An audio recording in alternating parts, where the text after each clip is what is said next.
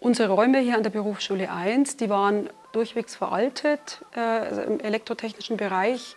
Es war auch die Laborausstattung schon ziemlich alt und pädagogische Konzepte entsprechend auch. Das ist eigentlich der Grund, warum wir eine Erneuerung wollten.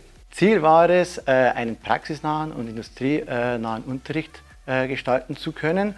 Mit diesen neuen Trainingsgeräten können wir nun einen projektorientierten Unterricht gestalten, der sich über einen längeren Zeitraum erstreckt. Also wir hatten die Erwartung, dass halt auch diese sehr schwierigen Räume, wir haben teilweise wirklich sehr, sehr enge Räume mit ganz komischen Winkeln, dass also darauf Rücksicht genommen wird und keine Standardlösung einfach kommt, sondern war klar, wir brauchen eine spezielle Lösung. Also grundsätzlich war die Zusammenarbeit hervorragend, muss man sagen.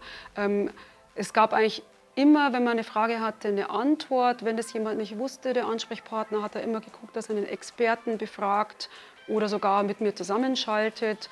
Und das heißt, ich bin eigentlich da sehr, sehr gut beraten worden in allen Fragen, die ich hatte. Ja, ich muss auch sagen, grundsätzlich hat unser Ansprechpartner auch immer ein offenes Ohr gehabt. Wenn ich zum Beispiel gesagt habe, nee, das möchte ich so nicht, hat er sich das immer zu Herzen genommen, hat eine andere Lösung gesucht. Also das, muss ich sagen, war wirklich wunderbar. Mit diesen neuen Trainingsgeräten macht es natürlich jetzt deutlich mehr Spaß, sich für den Unterricht zu vorbereiten. Ja, wir können jetzt einfach einen modernen Unterricht durchführen. Der Stand der Technik ist hergestellt und so ist es auch für die Schüler wesentlich motivierender, mit aktueller Technik zu arbeiten.